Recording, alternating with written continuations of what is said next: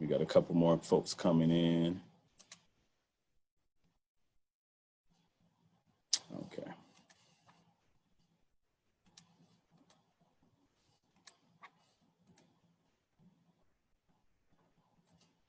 Hi, I'm Dr. Wes Bellamy, author of Monumental, It Was Never About a Statue. Monumental is my personal memoir about everything that transpired here in Charlottesville before and after the August 12th white supremacist attacks. People often ask me, what was it like being in the bullseye or being the target during all of this stuff or during the change of a city? And I think I talk about a lot of that in this book.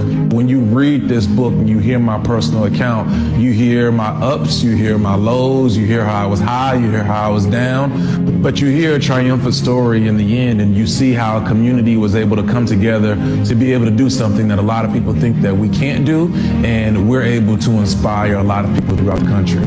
So the book comes out January 1st. Be sure to pick it up. You can get it on Amazon, ebook, audiobook, any and all platforms that'll be available. Monumental, It Was Never About a Statue, January 1st. Looking forward to you reading it. All right.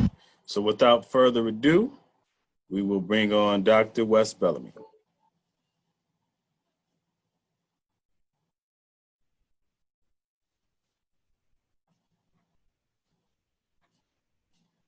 Dr. Wes? Can you all hear me? Yes, sir. All right. How are you? Good, good, good. Thank you, sir. We have students. We have the students all muted. So at any time, if you want them to speak or anything like that, just let us know, and then we'll give them the instructions to unmute at that time. All right, cool. And the floor is yours. So good afternoon, everybody. My name is Dr. Wes Bellamy. I am a former city councilman and vice mayor in Charlottesville, Virginia, and I am currently the political science department chairman at Virginia State University. How many of you have ever been to Virginia? Just wave your hand on your Zoom. Anybody? 1, 2. Mr. Ingram, you don't count. All right, so Sky has, Chloe has. All right. So a few of you have been to Virginia. So Virginia is a place where we are a state that has been in the news for a lot of different stuff. But one of the things that we've been in the news for as of late over the last couple of years is for a lot of people here on the ground, young people, older people, and so forth, sacrificing a lot of their time, sacrificing a lot of their energy to try and make our communities better. And that's a little bit what I wanted to talk to you all about today. What are you willing to sacrifice in order to not only make your community better, but most importantly, what are you willing to sacrifice for yourself to be a better person? How many of you are familiar with the term sacrifice? How many of you under the age of 20 are familiar with the term sacrifice? Okay, so a few of you. All right, so when we talk about sacrifice, right? For me, I'm just an individual who's a crazy guy who's just trying to do some work. But for me, when I think about the term sacrifice, I think about what am I willing to hurt in myself, or what am I willing to kill off within myself? What am I willing to break down within myself to make whatever it is that I'm working on better? So specifically for this conversation, and I ask you all this question, what are you willing to sacrifice in order to move forward as an individual? What are you willing to sacrifice as an individual to become a better person? And when we look at sacrifices, that can come in a wide variety of different ways. One question I would ask all of you is, if you're familiar with your goals, or in your life right now, if you know what it is that you want to do, how many of you are willing to sacrifice some of the things that you spend a lot of time on in order to become a better individual? For example, someone will say, well, what do you mean? What am I willing to sacrifice something I spend a lot of time on? How many of you are willing to sacrifice an hour or two of TikTok in order to put a little bit more time in the books? I see Alexandria, she's like, oh, I don't know, that's a hard one. Scott said she would be willing to, right? So it's challenging, right? And that's the emotion that we want to bring forth out of you. When we talk about what are you willing to sacrifice, it's not something that's just going to make you, I like drinking Gatorade. So someone asked me like, hey, I like to jog as well. Someone asked me if you were going to be able to jog an additional 10 miles, but you had to give up Gatorade and you only could drink water for the next 30 days, that really wouldn't be a major challenge to me, because water is fine, Gatorade is fine, whatever. Gatorade just has a little bit of fluid, a little bit of flavor to it, but I'm not really tripping off of that. But if someone said to me, well, if you had the ability to be able to, I could give you something that's going to help you go run a marathon tomorrow, but you had to give up all your apps on your cell phone, that would be a challenge. That would be a true sacrifice. And when we talk about, I see some of y'all's faces, you're like, oh, the apps on your cell phone. So that if someone said to me, no social media, no Instagram, no Twitter, no TikTok, no Facebook, and you only could talk to 2 people a day, that's what you have to sacrifice to zero in and focus on accomplishing this goal of being able to run a marathon in the next 30 days. If someone said to me, that's what I had to sacrifice, I would have to think hard about that. But if I knew if it was something that was really ultimately going to make me a better person, I would have to think about whether or not it's what I want to do, and then set myself up to go out and do it. So that's what I mean when we say sacrifice. Many of you have goals and aspirations of going to college. Many of you have goals and aspirations of maybe being the first person in your family to go off to school. Some of you have thought about being maybe the first person to be able to graduate from college. Some of you have thought about being the first person to graduate from high school. I'm not quite sure. Some of you, when you think about what your goals are long term, you may think and say, well, by the time I'm 25 years old, or I'm 30 years old, I want to be a millionaire, or I want to be a professional athlete. I want to be a ballet dancer. I want to be a singer. I want to be a football player, basketball player. I want to be a radio personality. I want to be an individual who's often in the media. Whatever it is that you say that you want to be, many of you have goals and aspirations. But I ask you, what are you willing to sacrifice in order to accomplish those goals? What are you willing to sacrifice? That's the ultimate question. In our city in Charlottesville, Virginia, where I live, we have been undergoing a lot of change within our community. When I was elected to city council, I was the youngest person ever elected to our city council, and only the 7th Black person elected. And when I got on the city council, my head was really big. It was probably so big it wouldn't fit in this screen. I thought I knew everything about everything. I was the young one. I was the cool guy. I was the person that still hung out in neighborhoods, did a lot of different things.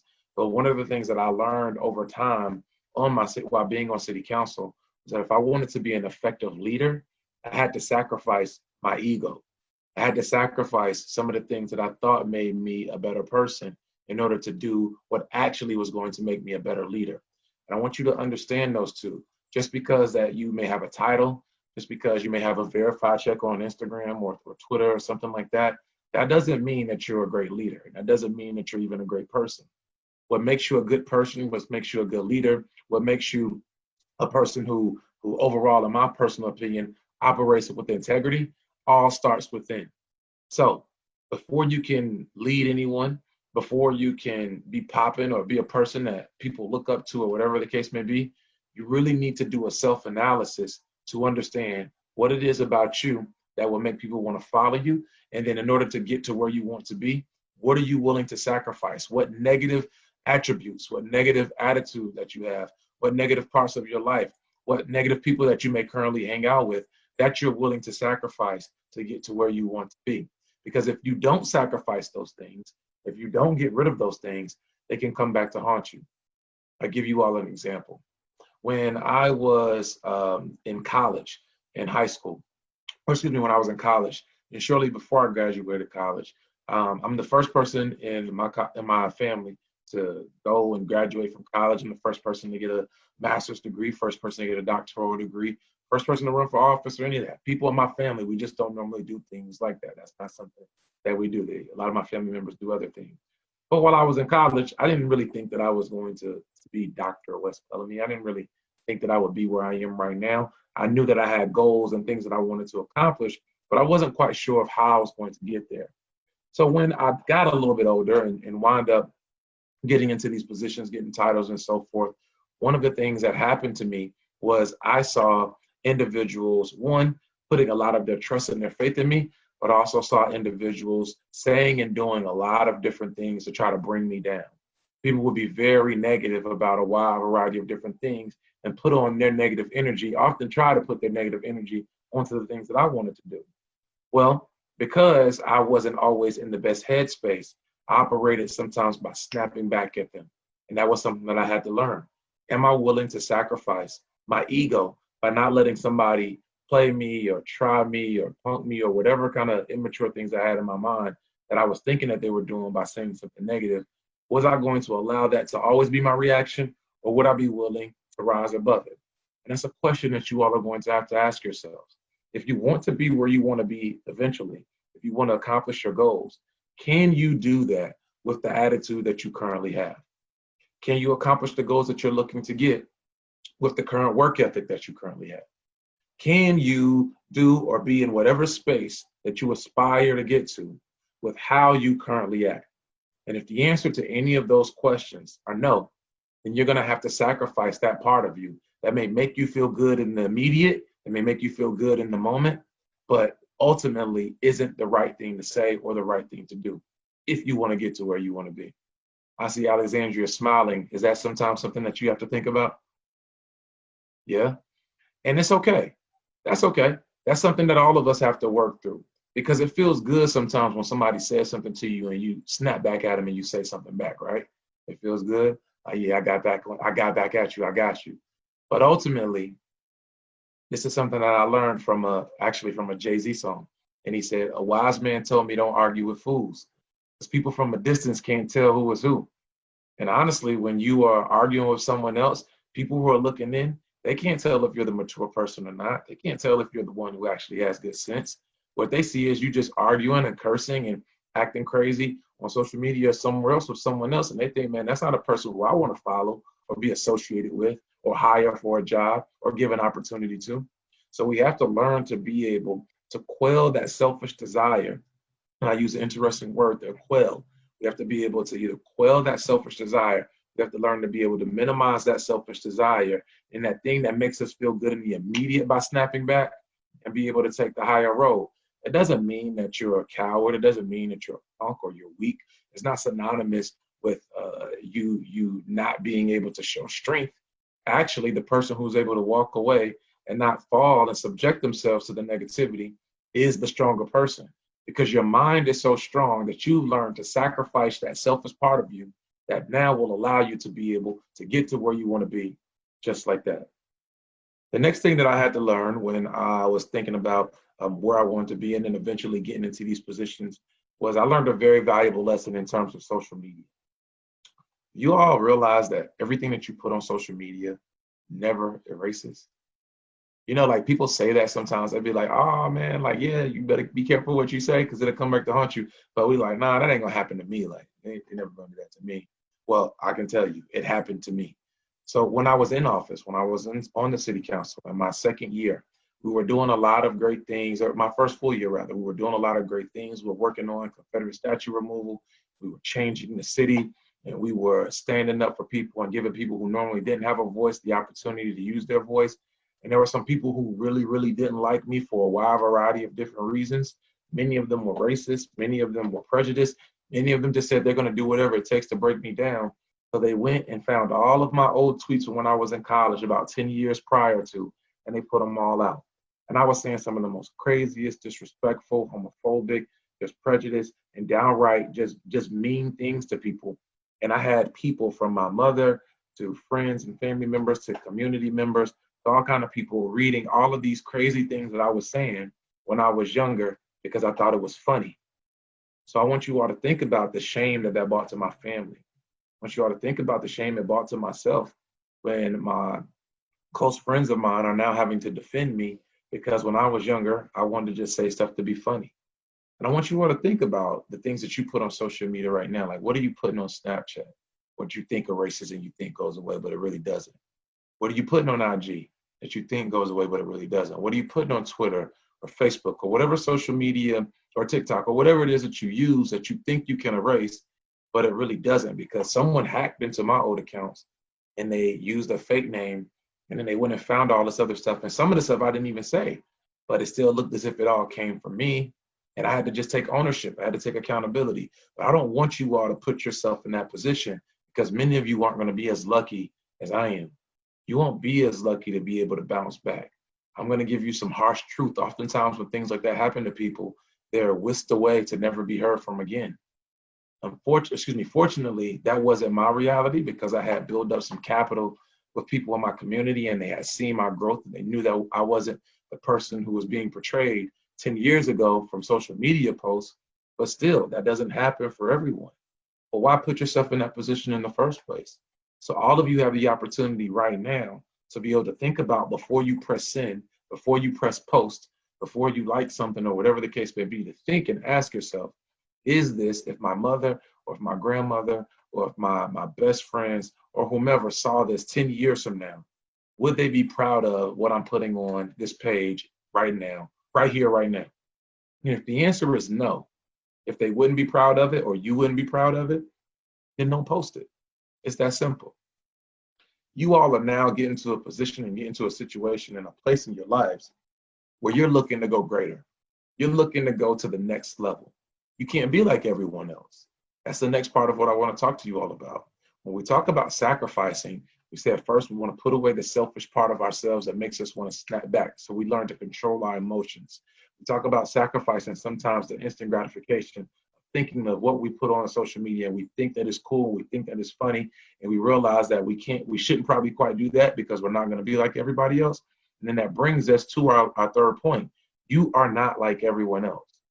You have to hold yourself to a different standard if you want to be where you want to be. Now, if you want to be regular, if you just want to be like everybody else and you just want to do the same things that everybody else did, and if that's okay with you, if you're all right with being mediocre, then do that. That's cool. But if you want to be great, then you're going to have to be willing to sacrifice that part of you that wants to go along with what everybody else does. So do you want to be great? Or do you want to be basic? Do you want to be regular? I never wanted to just be regular. I never want to be regular. I never just want to do what everybody else does. I don't want to live just a life like everyone else. I want to live my life to the fullest extent in which I can live it. My friends and I, we used to have this conversation all the time when I was younger, and they would say, man, why you always doing too much? People would always say this term like, man, you doing too much. I would always say there's no such thing. Don't put your limitations on me because what you may not be able to do doesn't mean, just because you may not be able to do something doesn't mean that I'm not able to do it. I think you all are going to have to ask yourselves and think about it from the same perspective. Are you willing to push yourself to greatness? And if you are, what does greatness look like in your individual lives? What does greatness look like? I want you all to think about that. Shamika, Grayson, Samantha, Talia, Zella, Darnell, Phil, Chloe, Alexandria, Sky, all of you on this call, I want you all to think about what is greatness to you? How do you identify with greatness? Is greatness being like Meek Mill, or is greatness being like, Meg Thee Stallion? Is that greatness for you? And if so, that's cool. Like I'm not here to judge. I know some of these people, like I'm not here to judge you. Is greatness being a Supreme Court justice? Is greatness being like Miss Coffee, excuse me. Is that greatness to you? Is greatness being like the local mayor in your city, the person who makes a lot of decisions? Is greatness being like a judge? Is greatness being like a professional athlete? Is greatness being like your parents who may be sacrificing a great deal for you? What is greatness to you? That's a question you have to ask. And then if you want to truly be great, you have to truly understand that you cannot be and do what everything else, because if everyone was great, then the world wouldn't be in the situation that it's in right now. If everything was great, then we wouldn't be on this call because we would be out there trying to do things that are quote unquote great. Like greatness isn't something that everyone is able to obtain. I know this. Not everyone will be able to be great. Are you going to be that person? Are you going to be the individual that holds themselves to a standard in terms of what it means to be great? Shamika said that greatness means happiness to me. I want to be a judge. So you want to be a judge, you want to be great, then what steps are we taking to achieve that greatness? Which is the next point. We know we have to sacrifice. We know that we can't do the same things as everyone else. We know we have to figure out what greatness looks like. And then lastly, what are our steps to obtaining greatness? So when I said that, like this book right here that's behind me, this is a book that I just wrote, just finished it, and it's going to come out next month. So when I said, this is one of my goals, like I want to write this book, what will it look like? I had to first and foremost set out all of my chapters. I had to write down chapter by chapter what I want to talk about. I had to do research and think about what it is that I want to put in the book. I had to turn off the television from time to time and actually write. I couldn't go out and do the things that some of my friends were doing because I had to lock in and write. And then eventually the final product was something that I'm proud of. So I've been like working towards greatness, I personally believe, for a long time. I'm not there yet. I'm not exactly where I want to be, but it's something that I definitely want to work towards. I've been on the Breakfast Club and like all these other shows and all this other stuff, right? And I think some of that is what some people often identify as greatness, popularity. We often equate popularity to greatness, but that's not true.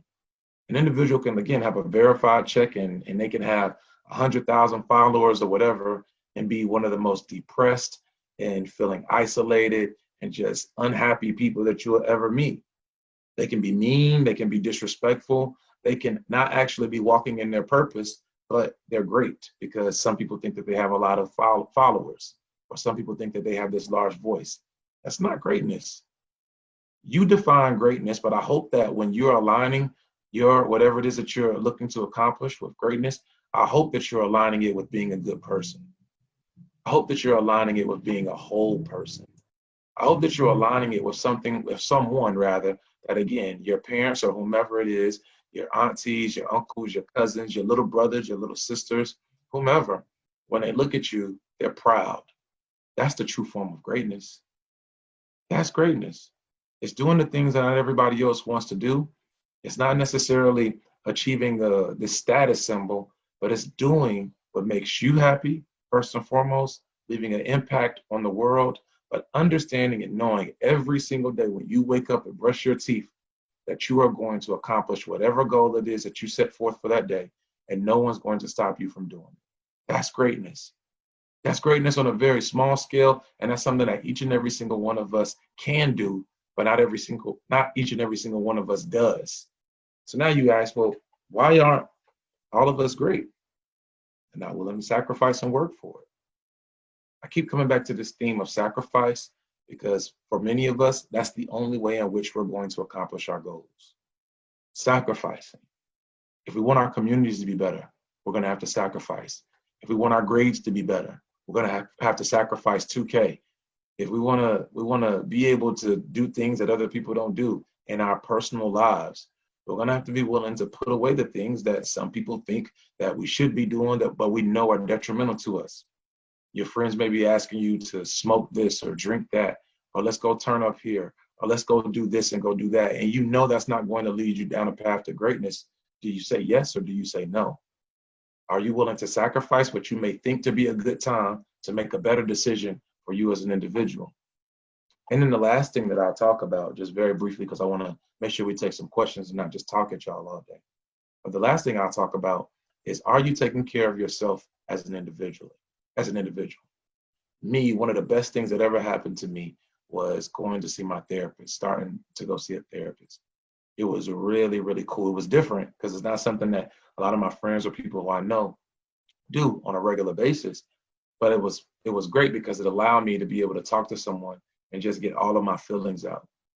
And my first book, this book right here, Monumental, actually came because of my therapist's suggestion. She told me that I need to get all of the stuff that's on my chest off my chest, and then I need to make a decision to be able to tell my own story. Because if you don't tell your story, someone else will tell it for you. So when we're working on our own selves, accountability is important, understanding that we have to make better decisions. I had to come to grips and understand that not every decision that I was making was positive. Not every decision that I was making was leading me to a path of greatness. Not all of the decisions that I were making were helping my family. So actually, if the things that I'm doing are hurting not only myself, but hurting the people who I love the most, am I going to be selfish and continue doing them? Or am I going to be willing to try and do something different? That's a level of greatness that we all have to think about how we get to. And I understood and I started realizing the more I started operating at a higher frequency and the more I started doing the right thing, the better off my life became. Positive energy attracts positive results. So if you do and you operate in a positive manner, it doesn't mean that everything's going to go perfect. It doesn't mean you'll be able to positive energy, which will allow you to get to the point of greatness. So I'm going to show you there. Do you mind taking correct? It's happy. Excuse me. I apologize. No problem. Do you mind if I take a couple of questions? Of course, by all means, and students, please, everyone on, feel free to ask wherever. I mean, I know there's a lot of things that's been happening lately. You may want to ask, and he's here to answer that for you. Indeed. I see some of you saying, greatness means to me to get your goals, to be a voice actor. I think that's dope. That is a really dope actor. Greatness, happy, so what we're doing. I'm going to be all right. Okay, so we are. Yeah, so we can do that. I can't wait to reach you. Carter, you need anything you want to be. That's what that's greatness means to me to achieve with everyone in the tech that we have. Okay, I want to sacrifice myself. Okay, I want to reach my goals. So what questions do you all have? Like, what's going on right now? And when you say, this is probably stopping me from becoming great, or I want to do this in order to be great. What advice do you give students who are going through anxiety? I think that's a great question. So I think if we're being honest with ourselves, everybody, every single person suffers from some form of anxiety. I go through anxiety. Some shit from there's anxiety I go through. Okay. Now the question is, how do we deal with it? For me, I enjoy jogging. I like going out, bounce up with my friends, and we'll just take a jog. I'm not running to be the fastest person in the world. I'm not jogging because I'm in competition or racing else. I'm not going to get something unique on. It's not myself. I think everyone's anxiety. I always find that we enjoy doing and selfish about making sure we take care of ourselves. So I was going to be breath inside because sometimes when I do myself, I'll think I'll sit around and say, I want to stay present in the moment to accomplish my goal of greatness. When the situation happens, we have some trouble with it. And this only one day. I don't know about this situation. So I'm going to my day. I call it situations up. We call it redirection. So we call it a day. I think we can take first. I'm just going to focus on and things that are going to happen. Everything that we're ever having. Let's use just to deal with pressure. You go to the pressure. We are doing a lot of so what do you think? Give me an example.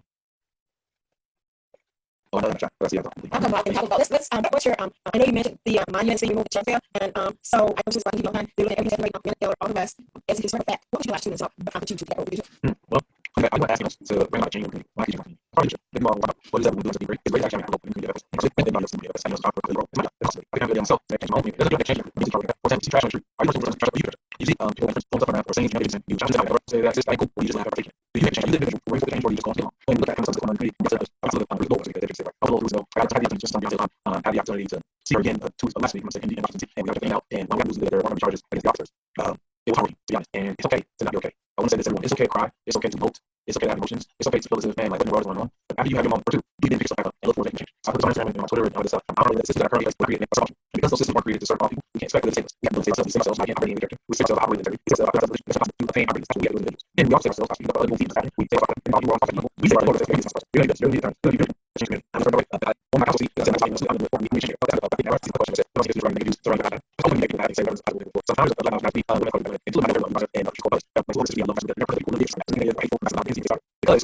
because when not decide to take their own and make sure it's all you can anyway. Every person has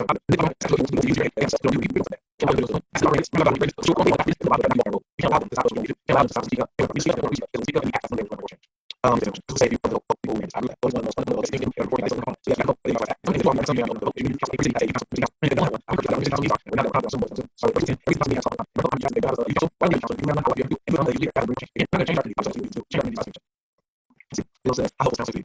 Can't probably say my life. I'm saying marriage helped me accountability. You can't get one of those things before I ask. I'm just going to end up with a person to be able to say I'm not work right now. I'm not people get used to that. I also need to advise someone to give myself permission to work and capacity. And I was because right now I was just going to talk about give tools. I said, Jack, any more questions? What are the things you want to know? Grace,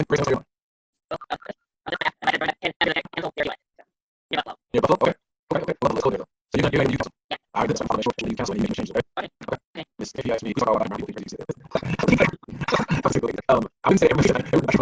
We didn't know that's what people want to talk about. You're going to ask a question. I like it. And it's not wrong. In fact, it actually shows your strength. It's not really don't know anything. The question I realized, I don't know anything. So if you are that's all you're on board, you know to help you understand more about the culture. You see the see. I'm my mother's in She or my mother's he allows me to see things I can see, and he really helps me have tools I need to become a person. And honestly, you can't worry about everything. That's why sacrifice you want to if everyone can do what you can do, go with it. And most times not people want to do it. They try to say to you they are. Even that I was talking about I don't even have power. I'm in control of myself. I'm not going to robot, and I'm trying to do myself a person. That's what I'm going to do. Okay. Let's see. How can people around you? It's other stuff. So you all, one of the things that I realized that I started sitting and if I kept all my old friends around, I was doing the same thing that they were doing. And a lot of my friends, I used to do a lot of things. They always get the best example from others, and be the first I can do for myself. And I have to make their position. It's really hard to be friends alone. It's really hard to be always hang out with. It's always about friendship. It's always people on this. Are you talking? Are you doing yourself? Are you having fun with this? Stay with them? I hope not. I hope every day I know what you should be doing.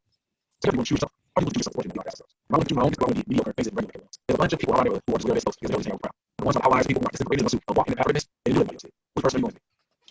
Okay, that's it. All right, I got a question. Can you work further? No, that's not getting out. One or two. Let's see. I'm staying focused on what the person you can be and I'm just definitely.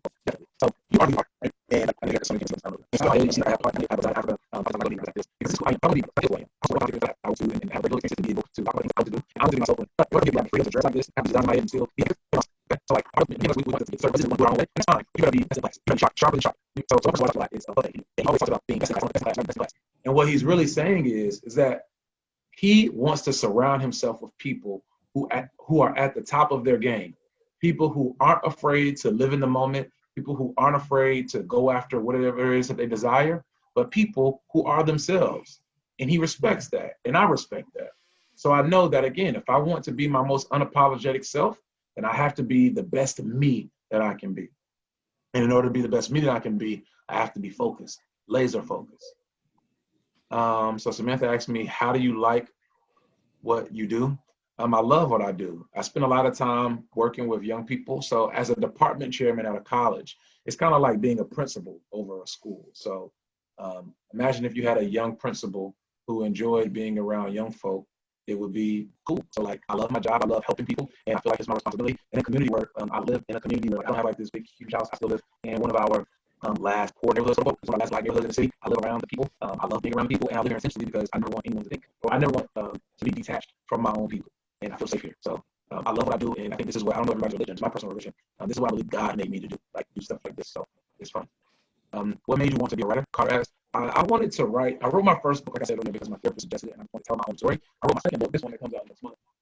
I wrote this book because I feel as if it's kind of like a guidebook, so it's called When White Supremacy Knocks Fight Back. How white people can use the privilege and how black people can use the power. And I feel like when I would go and give these talks, so I give talks like literally all over the world. People always ask me, well, what can we do? Like, what do we do to make this better? And I would always want to talk about different things. So in this book, I talk about how I had to learn to dismantle white supremacy that was in me. So things like being homophobic, things like just being mean for no reason, things like not giving people a chance to show that they actually are allies and want to help us out. A lot of biases that I had with myself I had to work through. And then in the book, it's a guide to help both black people and white people understand how we can all defeat white supremacy and work together. So I wanted to write it because I feel like it's something that help people. And ultimately, my life is kind of about helping people. I'm not to do this for you to help people, so I enjoy helping people. And writing is something that's therapeutic and allows me to be able to talk in a way that and communicate to a lot of people instead of at one time opposed to having to give 50 speeches. So I hope that people read this and have tools to make their communities better. Okay. Any questions? I like gummy bears too, as you all can see. Let's see here. For students who came on later, can you address social media? Yeah, sure. Yes, sure. So we talked about earlier, when I was younger, when I was in college, I used to tweet a lot of crazy stuff. Me and my friends used to talk about the craziest stuff so that we can get laughs and we thought everything was funny. Yo, man, you said, you saw it. I see some of y'all laughing because y'all do the same. But I never, like 10 years later, when I would be running for office, or excuse me, when I would be sitting in office, those same things that I thought were really funny, those same things that I thought were really cool, would wind up hurting me. And people would literally try to take away the hard condition that I worked hard for to get me removed, to say that I was a bad person because of things that I say on social media. So I want you to keep in mind that whatever it is that you're writing, understand that it won't go away, first and foremost. And secondly, before you press send, is this something that your grandmother, your mother, your aunt, your uncles, your dad, your mom, your best friend, whomever, is something that they will be proud of seeing? If the answer to that is no, don't press send. Don't press send. And I realized that a lot of the stuff that I was saying when I was younger on social media was just following the crowd. I'm on social media now and I see people say, can I make chocolate? Haha, that's funny. But that doesn't mean that I have to repost it. That doesn't mean I have to comment on it. Part of maturity is just scrolling by. You get your laugh and then you move on. I'm in control of me, so I choose to say what I want to say. Samantha said, did I answer your question? What was your question, Samantha? How do you like what you do? I thought I answered that question. I love what I do. Did I answer it, Samantha? Or you wanted a different answer? You want me to do like a cartwheel or something to show you I love my job, like a backflip? I'm not really good at stuff like that. Okay. Any other questions? She didn't say anything, so I guess that's it. Any other questions? What else is on your mind? Okay. How will I get books for the students? How do I get them? All right, you and I can get together afterwards. I'll get you guys some books. I'll get you some signed copies. We also have audio books. So my voice is a little off because I've been recording the audio book all day today. But yeah, we'll get you all some copies of the book. Okay. It's not long. It's not long. It's only 180 pages. It has words in it, but you all, I think a lot of you will like it. Like in it, it talks about it's called the first part, my awakening, and it talks about the first time that white person called me a nigger, the first time that police officer pulled me over, and what happened when I was actually in college, and they pulled me over in the day in a car. And the police officer accused me of selling drugs. I talk about what happened and why didn't another police officer come and help me? I knew he wanted to, but he didn't. So that's kind of what the book is about. I talk about when I was young and how much I enjoyed reading. There's a chapter in here. I'm just looking. Anger, rage, and pain, accepting my own prejudice to defeat white supremacy in my own way. That's kind of what we talked about earlier. There's it's a lot of stuff here that I think you all may like, and it's a guide. It has some big words in it from time to time, but I think you all handle it. You all are smart young folks. Some say how many chapters? It's only 11 chapters. It's not that bad. Dr. Bellamy, I have a question. Yes, ma'am. I got an answer. I think. How did you come to the conscientious choice of saying, hey, I think I need to go to therapy? Like, what was the breaking point, if you will, or what was the impetus behind you beginning that process? I was so angry inside because it was really during the time in which those tweets happened. So people were calling me all kinds of names, saying I knew it, and actually I got the story. So when I got on the city council, I know how much time we have. We got some time. Yeah. So I'll tell the story. There was like 5 minutes. Okay? So when I first got on the city council, I was the youngest person elected, and I'm the 7th person in city history, blah, blah, blah. Right? So one of the first things that I did when we got on council was that I wanted to have an effort to remove these Confederate statues. So some people were really, really upset, and it started getting momentum and something like that in the first book. So my wife and I got married in July of that year, and some people were really happy, and Charlottesville, some people were really upset. Like, you're dividing our city. You're ruining. You never had these issues before you got on the council, because I'm not really from Charlottesville. I'm from Atlanta. So long story short, when we got to Thanksgiving, my wife and I were on Thanksgiving, and worked with these phone calls, and they saying, "Hey, nigga, everybody thinks that you're so great. We're gonna break you down and show them exactly who you are." So I think I get the calls nonstop back to back. Okay, but this guy, the same guy who led the white supremacist rallies in 2017, he wrote this blog post, and in the blog post he posted all those tweets. So I was actually giving a speech at the White House the day that he wrote this blog post, and people. I knew that it was coming out. I knew people were going to be talking about it. I didn't think it was going to be that big of a deal. People knew who I was. They knew I wasn't like this crazy person who was tweeting like he was. So at first, people weren't really upset. They were okay. But it just blew out control. So there was probably like 10,000 people who were calling from these jobs. People who were calling to have removed from the state board of education. They wanted to council, the city council. And I was just at the Charlottesville from DC, at the White House, and I was just really feeling as if like, what was going on? Like, why would people be saying all these negative things about me? And this guy, you all are letting him win. Like, he said he was going to try to take everything from me. You all are buying into it, and he's going to let me win. So let him win. It was all every news publication. It was like on radio every day. It was on the news every day. He was talking about it, he was tweeting about it, like saying all this stuff, blah blah blah. And I was just really frustrated and angry that people were allowing this guy to do this. So eventually, we got in the city council meeting, and people came with signs and said they supported me with the West, and so on and so forth. And it worked out in that regard. I still had to. I was a high school teacher at the time. I couldn't go back to teach high school. I had to tell people that I resigned. I didn't really resign. I couldn't go back and teach every day because they said that like the West people said they would have a protest at my high school every single day. I went back there. So my principal, who had my back, my principal was like, like, this isn't right. We need to keep. I wasn't Dr. Bellamy. I was just West. We need to keep West there. We need to keep them in. But we agreed that it's probably not a good idea for me to come back to school every day. So that was hurting a lot of the students who I had built a relationship with. I was only one of 2 black male teachers in the school, and I was kind of a young teacher, so everybody was always in my classroom all the time. So now I'm not there anymore. So that hurt. I had to resign from the state board of education. The governor at the time was really cool. He was like, it's probably best if you resign so that this doesn't become, the state of protesting at the state board of education. So I had worked really hard to get that position. I was the youngest person in the country to serve on any state board of education. I had to resign from that. I didn't have to resign from the city council, but 2 of the 3 things that I really worked hard for was taken away from me. When I was going out in the community, I didn't really know if people were for me or they were against me. Some people, like I said, a lot of people were for me, but there were a lot of people who also weren't. So I had all of these emotions inside. It was best for me to talk to somebody and deal with it. And it was really helpful because it helped me not only have the tools to be able to deal with my anger and my emotions, but also understand that just because something seems bad right now doesn't mean it's going to be bad forever. And that wound up being one of the best things that ever happened to me. Believe it or not, like I needed time to finish my dissertation. I was doing so much. And in order to become a doctor, get your PhD, you have to write this long paper. Like mine was like 150 pages. This long paper called a dissertation. And I didn't have time to write it. So I had to figure out how I would write it, how I was going to do it.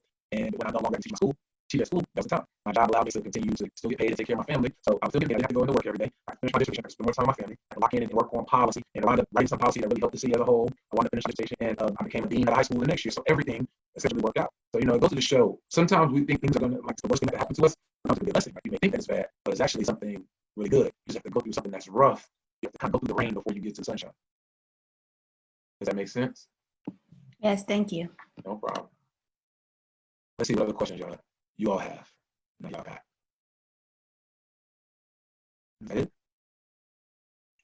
Okay.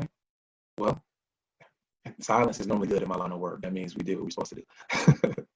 All right. Well, I want to thank you all for spending time with me. And allowing me the privilege to be able to spend time with you all. I really have a lot to speak with you all. If there's ever anything I can do about, don't hesitate to hit me up. Let me know. Ms. Kathy has my contact information. It wasn't fulfilled. So if you all need something, just let me know. And, I'll do my best to help however I can. But you all have to make sure you're operating in a matter of greatness. Like, there's no excuses. I'm not going to accept. I'm associated with people who want to operate towards greatness. So if you're not walking down the path towards greatness, I can't help you now. But you put the effort to be great. You may have a stumble along the way. That's one thing. If you're not operating in a matter towards greatness, I don't even know you. I don't know those people. But if you're working towards greatness and you're working at it, I'm with you. I'm in your corner. I'm your man. Okay?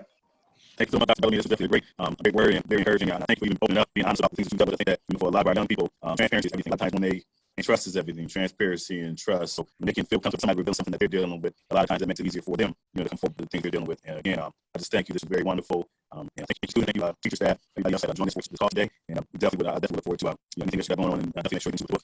Once we get the books, I'll definitely make sure that I continue to add that level of students about how important it is to read and read, but put some action to what you're reading as well. Oh, yeah, I'll just say thank you, everybody who played a role. If I say read, like those, so somebody have to do this.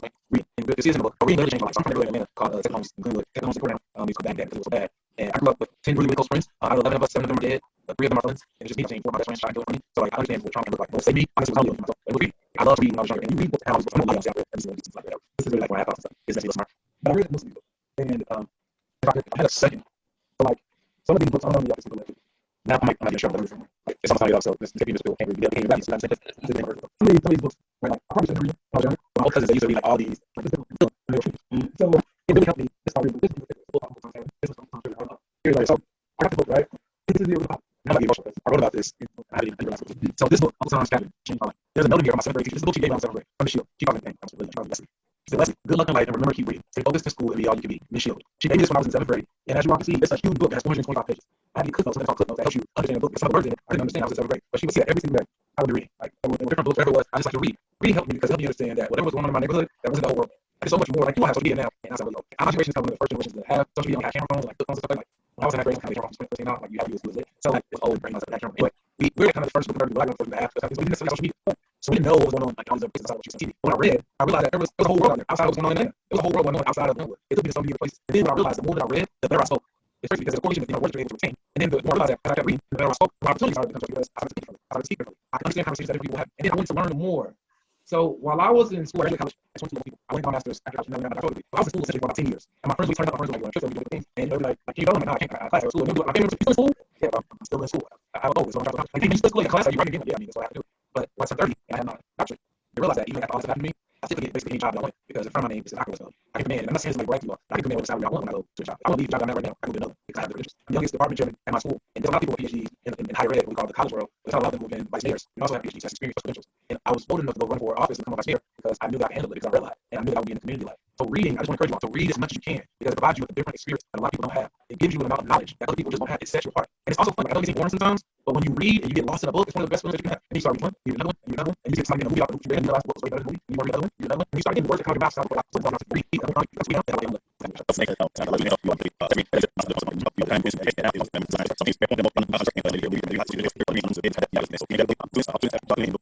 Yeah,